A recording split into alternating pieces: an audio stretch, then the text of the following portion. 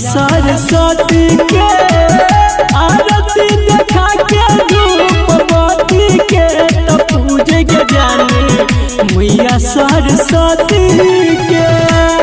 DJ Dayanand Dildar Saraswati स्थान Kathra D music by DJ Umesh Shukipur बाजार।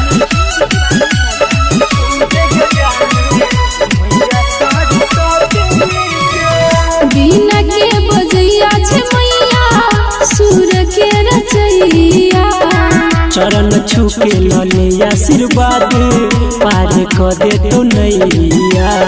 ले तोर कहल मायने ले छी बिना के बजैया छे मैया सुर के रचैया चरण छू के लले आशीर्वाद पार क दे तो नैया।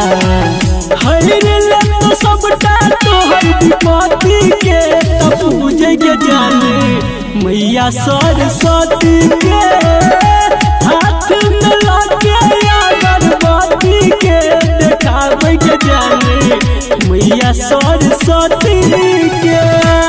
डीजे दयानंद दिलदार सरस्वती स्थान Kathra D music by DJ Umesh Shukipur बाजार।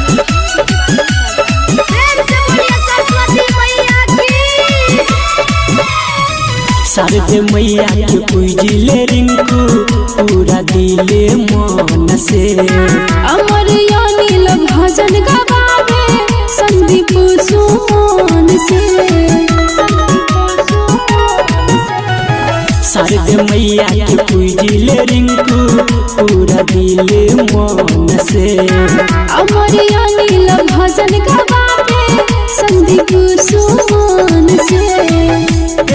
से बढ़ाई के मोती के तो पूजे के जाने मैया सरस्वती के हाथ में लाके अगरबत्ती के देखावे के जाने मैया सरस्वती के।